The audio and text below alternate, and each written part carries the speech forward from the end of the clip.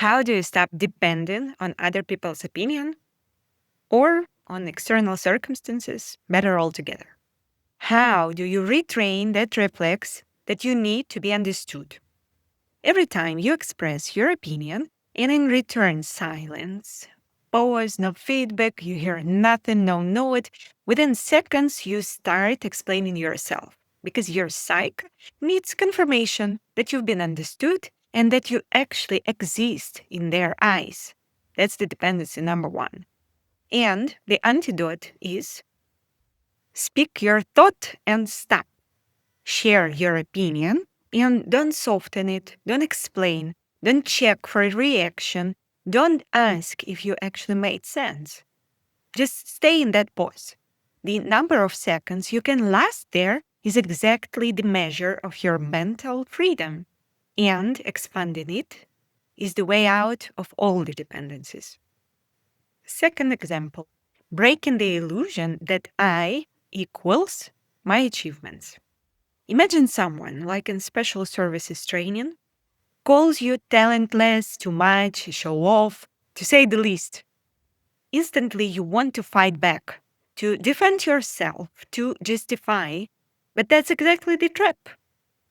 The exercise?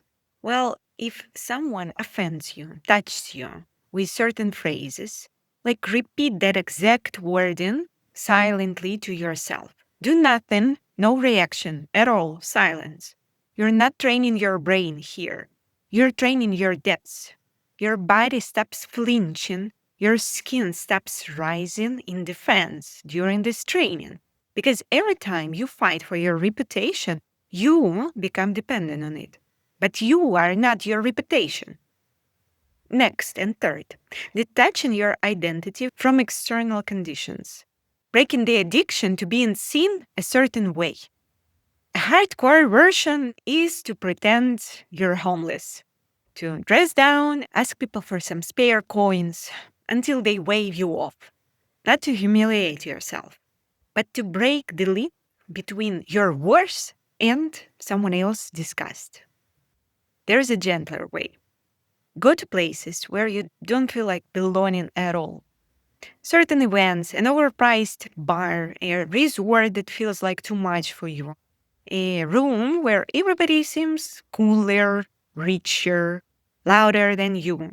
Sit there, don't act, nothing, don't shrink either, just be. 15 minutes in this discomfort, but regularly, is enough to remember that if you don't belong to the place, your identity still belongs to you. For example, the mental anchor.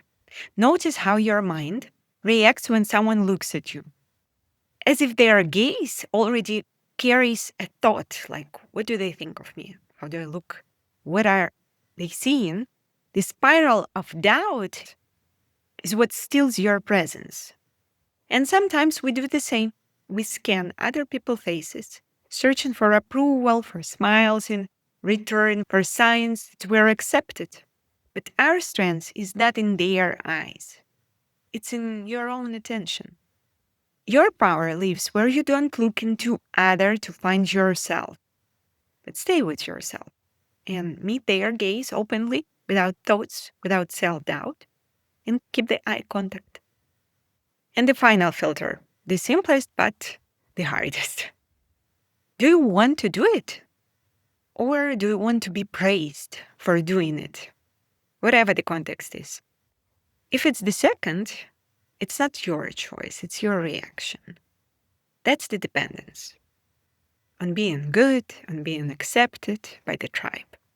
The antidote here, separate your action from your applause. Do it not to confirm your worth, but to create value for yourself. Because your worth was never up for confirmations. The real power is in choosing yourself and doing what you do, no matter who's watching. Because the freedom begins where approval ends.